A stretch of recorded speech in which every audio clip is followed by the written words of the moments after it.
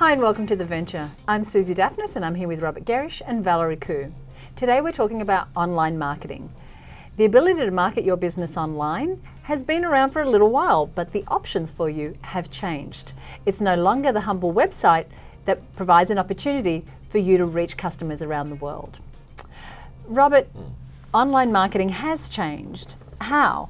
Well, in your intro there, you said it's not the humble website. I mean, it's not just the humble website. I think a website still has its place, most definitely, for most businesses.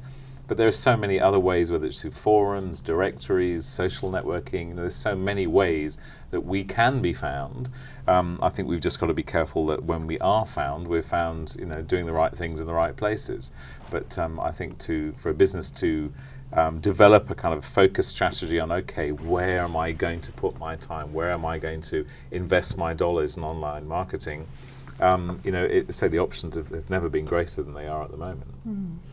I think there's definitely a lot of other opportunities, and two that I seriously hope business owners consider are, number one, blogging, because blogging is a way for you to showcase your expertise and for your audience to get to know you, through your voice and your personality. But also think about guest blogging. So you're not only reaching the people who are coming to your blog, you're actually reaching people who read other people's blogs. So blogging and guest blogging are really, really important. Just explain guest blogging. So for example, I might guest blog on Robert's blog, or I might I find another blog that actually has my target audience. Right. And I offer a exclusive post that isn't just a repeat of something on mine, but something that's really targeted to that blogger's audience. And that opens my market up to that person's community as well. But in addition to that, never underestimate the power of the email newsletter. That's something that we use all the time at the Sydney Writers Centre. We have a weekly newsletter, and without a doubt, every time we send it out, sales occur. So never underestimate the power of an email newsletter if done well.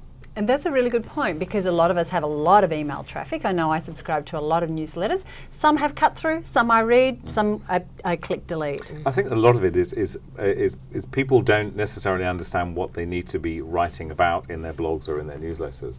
And it's having the shift from just banging on about your business to actually writing something that's interesting to your customer. And I think the point that Valarie raises about blogging is very, very valuable. But there are also a lot of people listening and watching who'll be thinking, well, that's all very well, but I can't write, or I don't have time to write. And I think the thing is, we can still share valuable information, whether we wrote it or not. There's so many ways that we can actually post articles written by other people with their permission, of course, that will still be valuable to our audience. But it doesn't have to be stuff that we generate ourselves. If we can and we feel comfortable writing and posting and emailing, of course we should. But if we don't, then there are other ways to do it. There's so much content these days. And our job should be, as business owners, is to think about, what does my target audience, what do they really want to know, and where can I find that information? Is it stuff I'm going to write myself, or is it stuff I'm going to source elsewhere, and pull it all together and become the kind of center of that information? And it's, I think that using the tools that Valarie talked about are very valuable, but we shouldn't view it as another pressure of something else I've got to do in my week. There are ways that we can do this without generating it all ourselves, I think. One of the ways that I know the Flying Solo community communicates, but also is a wonderful opportunity for members of that community to market themselves, are your forums.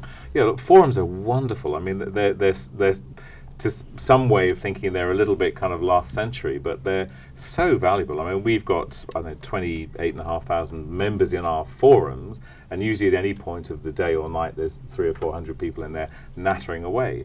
And the wonderful thing is that small businesses particularly are very, very open at sharing their expertise with others. So the discussion that is created throughout forums, it can be wonderful, and it's a very good, very live kind of place to demonstrate your skills and your knowledge and share your expertise. And we have a number of people on our forums that do very well in terms of business growth because of exactly that. You know, people are seeing them, they're watching them, they're hearing how they approach topics, how they answer people, how they respectfully respond to people. Fantastic for business. Forums is a terrific thing. And I think with forums or any other form of discussion, the rule is be generous.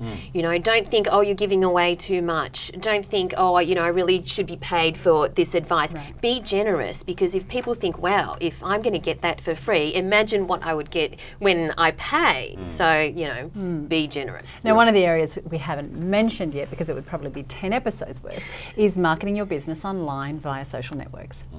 And I know for us, our Facebook page more and more becomes a way that we can communicate immediately with our members.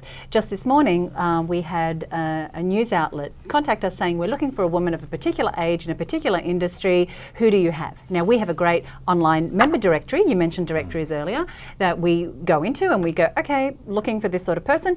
The criteria we may not have had, like they needed someone of a particular age. We may not have had that information, but I could go onto my Facebook page and say, media opportunity with this magazine, are you a woman of this age with this, you know, right here.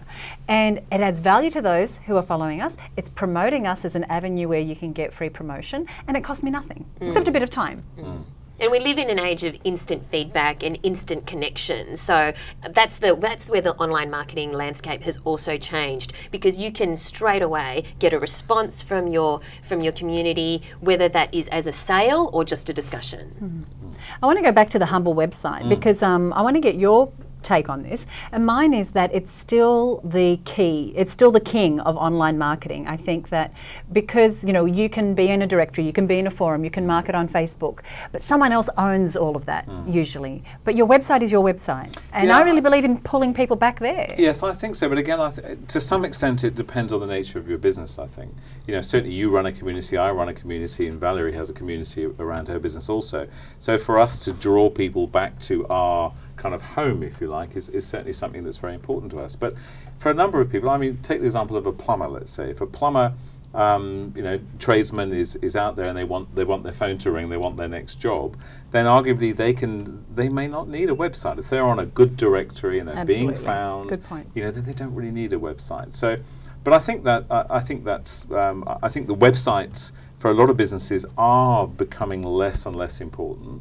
I mean, I still believe though that yes, it's nice to have somewhere where you can control exactly the message, and you can have your free download reports and your means of kind of beginning a connection. But I think again, each business needs to sit down and think about, okay, what am I trying to achieve through being online? Where's the best place for me to be? If it's a website, then fine. We can buy, you know, we can get websites free from Google, or we can spend a few $100s, or we can spend many thousands. You know, there's a number of ways to do it, but you just got to sit there and think about what's right for my business, I think. Absolutely. And I think ultimately, in wrapping up today, the message is to be online. There's lots of opportunities to market online, and frankly, if I go into a search engine and I look for your name, whether it's in Google or Bing or whatever it is, and I don't find you, then you really do not exist. So whatever you do, get online. Thank you for joining us here on The Venture, and we'll see you next time.